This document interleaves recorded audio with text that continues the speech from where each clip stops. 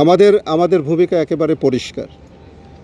আমরা বলেছি যে আমাদের দেশে যদি বহিঃশত্রু আক্রমণ হয় সেটাকে প্রতিহত আমরা করব, এ বিষয়ে কোনো সন্দেহ নেই।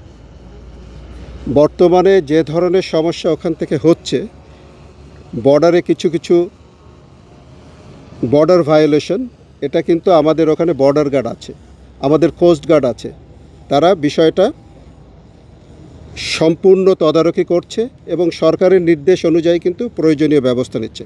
আমরা কিন্তু খুব প্রস্তুত আছি, যদি এর চেয়ে লেভেল অন্যদিকে যায় তার সমুচিত ব্যবস্থা আমরা নিব। আমাদের শুধু সেনাবাহিনী, আমি জানি নৌবাহিনী, বিমান বাহিনী তারাও প্রস্তুত। বাট এখনও পর্যন্ত এমন কিছু হয় নাই যাতে ডিফেন্স ফোর্সকে চলে যেতে হবে।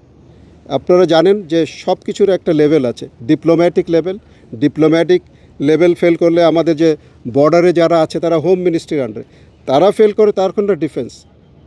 এই ধরনের কর্মকাণ্ডের জন্য ডিফেন্স আগে চলে গেলে তো তাহলে আমাদের মনে হবে যে আমরা যুদ্ধ করতে যাচ্ছি। আমরা তো যুদ্ধ করতে চাই না, আমরা সবাইয়ের সঙ্গে বন্ধুত্ব বজায় রাখতে চাই। বাট কেউ যদি যুদ্ধ চাপাই দিতে চায় বা কোনো কারণে যদি আমাদের সার্বভৌমত্ব ক্ষুণ্ণ হয়, তাহলে তো আমরা ছেড়ে দেব না।